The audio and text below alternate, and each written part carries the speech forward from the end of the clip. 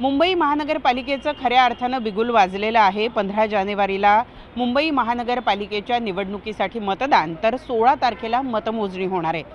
साहजिक आहे की देशातल्या सगळ्यात मोठ्या, सगळ्यात श्रीमंत महानगरपालिकेवर आपला झेंडा फडकावा ही प्रत्येक राजकीय पक्षाची इच्छा असते आणि त्यामुळे चुरशीची लढाई जी सगळ्यात जास्त इतर महानगरपालिकांच्या तुलनेत होत असेल तर ती होते मुंबई महानगरपालिकेमध्ये। मुंबई महानगरपालिकेसाठी युत्या, आघाड्या ज्या काही करायच्या आहेत त्या करण्याचा प्रयत्न प्रत्येक राजकीय पक्ष करत असतो, कारण त्याला हवी असते मुंबई महानगरपालिकेच्या तिजोरीची चावी आपल्या हाती। कारण देशातलीच नाही तर आशिया खंडातली ही सगळ्यात मोठी महानगरपालिका आहे। एखाद्या राज्याचं आर्थिक बजेट जेवढं असेल तेवढं एकटं या महानगरपालिकेचं आहे। देशातले मोठे मोठे उद्योगपती या शहरामध्ये राहतात, चित्रपटसृष्टी या शहरामध्ये आहे आणि इतर अनेक महत्त्वाच्या गोष्टी या शहरात असल्यानं या शहराचं एक आगळं वेगळं महत्त्व हे राजकीयदृष्ट्या सुद्धा तेवढंच महत्त्वाचं आहे आणि त्यामुळंच या शहरावर आपली सत्ता असावी हे प्रत्येक राजकीय पक्षाचं स्वप्न असतं। गेले 25 वर्ष शिवसेना आणि भाजप युतीचं सरकार खरं तर या महानगरपालिकेमध्ये राहिलं आहे, परंतु गेल्या 5 वर्षामध्ये जे काही घडलं त्यानंतर खरं तर 2019 पासून म्हटलं तर वावगं ठरणार नाही। 2019 पासून जे काही घडलं त्यानंतर संपूर्ण चित्रच बदललेलं आहे। राष्ट्रवादीची 2 शकलं झाली आहे, शिवसेनेची 2 शकलं झालेली आहे। त्यामुळे आता युती असो किंवा आघाडी असो त्यामध्ये एक राष्ट्रवादी आणि एक शिवसेना आपल्याला बघायला मिळते। संपूर्ण राहिलेले पक्ष जे आहे ते आता कमी आहे। मनसे किंवा त्याचबरोबर भाजप हेच असे पक्ष आहेत जे पूर्ण पक्ष आहेत असं आपल्याला म्हणायला हरकत नाही। परंतु आत्ता जी चुरशीची लढाई सुरू झालेली आहे ती मुंबई महानगरपालिकेसाठी। त्यातच आज किरीट सोमय्या भाजपचे नेते यांनी कोविड काळात झालेल्या भ्रष्टाचारावर एक पुस्तिका जी आहे ती आज प्रकाशित केली। मुंबई महानगरपालिकेसाठीचे किंवा मुंबई शहरासाठीचे भाजपचे जे अध्यक्ष आहेत अमित साटम यांच्या हस्ते ही पुस्तिका प्रकाशित करण्यात आली। अमित साटम हे मुंबई महानगरपालिकेमध्ये नगरसेवकसुद्धा राहिलेले आहेत, ते आमदारसुद्धा आहेत। परंतु आता कोविड जाऊन बराच कालावधी झालेला आहे। कोविडच्या जखमा लोकांच्या भरलेल्या आहेत, मनावर त्या काळात जे झालेले आघात आहेत तेही कुठेतरी आता हळूहळू कमी होताना बघायला मिळत आहे। अशा परिस्थितीत पुन्हा एकदा कोविड काळात झालेल्या भ्रष्टाचारावर पुस्तिका काढण्याचं किरीट सोमय्या यांच्या मनात का आलं, तर साहजिक आहे याला कारण आहे ते म्हणजे मुंबई महानगरपालिकेची निवडणूक।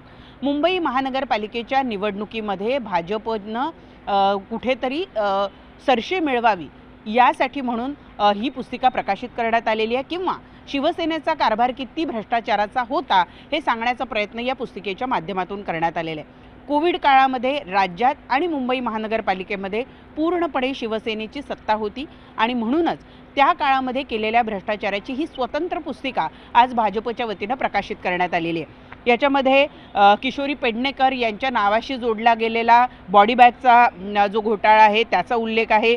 त्याचबरोबर जो कोविड सेंटर आहे त्याच्यामध्ये संजय राऊतांचं नाव ज्याच्यामध्ये किंवा संजय राऊत यांचे जे मित्र आहेत त्यांचं नाव ज्याच्यामध्ये आलं त्या घोटाळ्याचा उल्लेख याच्यामध्ये आहे। खिचडी घोटाळा, ज्या घोटाळ्यामध्ये युवा सेनेचे एक महत्त्वपूर्ण पदाधिकारी सूरज चव्हाण यांच्या नावाचा उल्लेख होता, त्या प्रकरणामध्ये तर ते जवळपास 1.25 वर्ष तुरुंगामध्ये सुद्धा होते, त्या प्रकरणाचा सुद्धा या पुस्तिकेमध्ये उल्लेख आहे। त्याचबरोबर कोविड काळामध्ये ज्यावेळेला ऑक्सिजन प्लांट टाकले गेलेले होते त्या ऑक्सिजन प्लांटच्या संदर्भातला जो घोटाळा आहे त्याचा उल्लेखसुद्धा या पुस्तिकेमध्ये करण्यात आलेला आहे। कशा पद्धतीनं ऑक्सिजन प्लांट बांधण्याचा किंवा उभारण्याचे कंत्राट हे आदित्य ठाकरे यांच्या जवळच्या मित्रांना देण्यात आले असं या पुस्तिकेमध्ये सांगण्यात आलेलं आहे। त्यानंतर जर आपण बघितलं तर रेमडेसिवीर जे की एक महत्त्वाचं इंजेक्शन होतं, त्या काळामध्ये आपल्याला सगळ्यांना आठवतं की रेमडेसिवीर मिळावं यासाठी लोकांचा किती जीवाचा आटापिटा होत होता। संजीवनी असल्यासारखा या औषधाबद्दल लोक बोलत होते आणि त्यामुळे एक इंजेक्शन मिळावं यासाठी लोक दारोदारी भटकत होते आणि त्या काळात रेमडेसिवीरचा कसा पद्धतीनं घोटाळा झाला याचा पर्दाफाश हा भाजपच्या वतीनं करण्यात आलेला होता। आताचे मुख्यमंत्री देवेंद्र फडणवीस हे त्यावेळेला विरोधी पक्ष नेता होते आणि भाजप हा विरोधातला पक्ष होता। असं असलं तरी त्या काळामध्ये ज्या पद्धतीनं भ्रष्टाचाराचे आरोप सरकारवर झाले, त्यामुळे कुठेतरी सरकार बदनाम झालेलं होतं. उद्धव ठाकरे यांच्या नेतृत्वातलं हे सरकार एकीकडे कोविड काळामध्ये केलेल्या कामगिरीसाठी उद्धव ठाकरे यांना सर्वोत्तम मुख्यमंत्री म्हणून काही संस्थांच्या वतीनं नावाजलं गेलं. त्याचबरोबर काही परदेशी वृत्तपत्रांनी त्यांचं फार कौतुक केलं.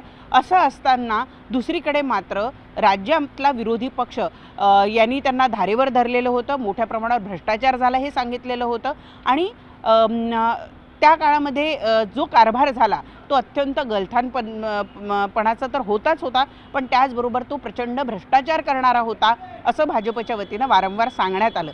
आता या गोष्टीला बराच कालावधी लोटलेला आहे, लोकांना विसर पडलेला आहे. दरम्यानच्या कालावधीमध्ये महानगरपालिकेच्या निवडणुका लागतील असं वाटत होतं, पण वेगवेगळ्या कारणांमुळे या निवडणुका पुढे ढकलल्या गेल्या आणि अखेर आता ती वेळ येऊन ठेपलेली आहे जेव्हा मुंबई महानगरपालिकेच्या निवडणुका होत आहेत. आणि म्हणूनच त्या काळात घडलेल्या घटनांचा विसर लोकांना पडता कामा नये. त्या काळात केलेल्या भ्रष्टाचाराचा किंवा कथित भ्रष्टाचाराचा विसर लोकांना पडू नये, त्याची आठवण पुन्हा व्हावी यासाठी आज भाजपच्या वतीनं ही पुस्तिका जाहीर करण्यात आलेली आहे. इथून पुढे यातल्या भ्रष्टाचारांचा पुन्हा एकदा वारंवार उल्लेख होताना आपल्याला बघायला मिळणार आहे आणि हीच तर आहे रणधुमाळी या सगळ्या निवडणुकीची. वेगवेगळे मुद्दे या कालावधीमध्ये काढले जातील, वेगवेगळे भ्रष्टाचाराचे आरोप पुन्हा एकदा केले जातील. परंतु कोविड काळामध्ये शिवसेनेनं भ्रष्टाचार केला असं म्हणत आता भाजपनं पुन्हा एकदा त्यांच्यावर तोफ डागायला सुरुवात केलेली आहे आणि त्याची सुरुवात आजच्या या पुस्तिकेच्या प्रकाशनाच्या माध्यमातून केलेली आपल्याला बघायला मिळते.